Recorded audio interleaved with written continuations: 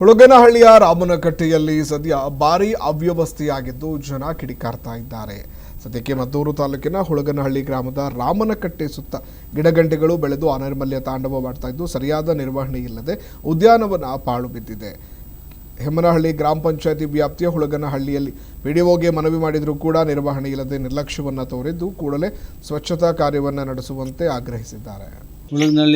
ಹೆಮ್ಮನಹಳ್ಳಿ ಗ್ರಾಮ ಪಂಚಾಯತಿಗೆ ಸೇರಿದ ಹುಳಗನಹಳ್ಳಿಯ ರಾಮನಕಟ್ಟೆ ಮತ್ತು ಸರ್ ಎಂ ವಿಶ್ವೇಶ್ವರಯ್ಯನವರ ಉದ್ಯಾನವನ ಇದು ಅಮೃತ ಸರೋವರದ ಯೋಜನೆಯಡಿ ಸುಮಾರು 27 ಲಕ್ಷ ರೂಪಾಯಿಲಿ MGNREGA ಯೋಜನೆಯಡಿ ನಿರ್ಮಾಣಗೊಂಡಿರುವಂಥ ಕಟ್ಟೆ ಮತ್ತು ಉದ್ಯಾನವನ ಸುಮಾರು ಜಿಲ್ಲಾ ಮಟ್ಟದಲ್ಲಿ, ರಾಜ್ಯ ಮಟ್ಟದಲ್ಲಿ ಹಾಗೂ ರಾಷ್ಟ್ರ ಮಟ್ಟದಲ್ಲೂ ಕೂಡ ಗುರುತಿಸ್ಕೊಂಡಿದೆ. ಕೇಂದ್ರ ಸರ್ಕಾರದಿಂದನೂ ಕೂಡ ಜಲಶಕ್ತಿ ಅಧಿಕಾರಿಗಳೆಲ್ಲ ಬಂದು ನಮಗೆ ಈ ಒಂದು ರಾಮನಕಟ್ಟೆಯನ್ನು ನೋಡ್ಕೊಂಡು ಹೋಗಿ ತುಂಬ ಅಚ್ಚುಕಟ್ಟಾಗಿ ನಿರ್ವಹಣೆ ಮಾಡ್ತಾಯಿದ್ದೀರ ಅಂತ ಹೇಳಿದಂಥ ದಿನ ಇದೆ.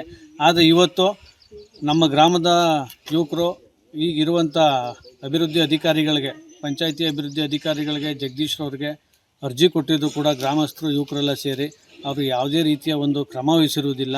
ಇವತ್ತು ಈ ಕಟ್ಟೆ ಮತ್ತು ಉದ್ಯಾನವನ ಕೊಂಪೆಯಾಗಿ ಕಾಣಿಸ್ತಾ ಇದೆ, ತುಂಬ ನೋವಾಗ್ತಾ ಇದೆ.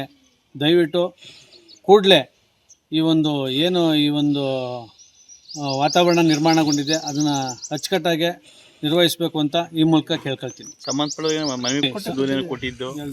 ಸಂಬಂಧಪಟ್ಟಂಥ ಪಂಚಾಯತಿ ಅಭಿವೃದ್ಧಿ ಅಧಿಕಾರಿಗಳಿಗೆ ನಮ್ಮ ಗ್ರಾಮಸ್ಥರು ಮತ್ತು ಯುವಕರು ಎಲ್ಲರೂ ಸೇರಿ ಅರ್ಜಿಯ ಸುಮಾರು ಆಲೆ 1 ತಿಂಗಳ ಹಿಂದೆಯೇ ಅರ್ಜಿ ಸಲ್ಲಿಸಿರ್ತಾರೆ. ರಾಮನಕಟ್ಟೆ ಮತ್ತು ಸರ್ ಎಂ ವಿಶ್ವೇಶ್ವರಯ್ಯನವರ ಉದ್ಯಾನವನ್ನು ಸ್ವಚ್ಛಗೊಳಿಸಿ ಅಂತೇಳಿ ಅವರು ಯಾವುದೇ ಕ್ರಮ ಕೂಡ ವಹಿಸಿರುವುದಿಲ್ಲ.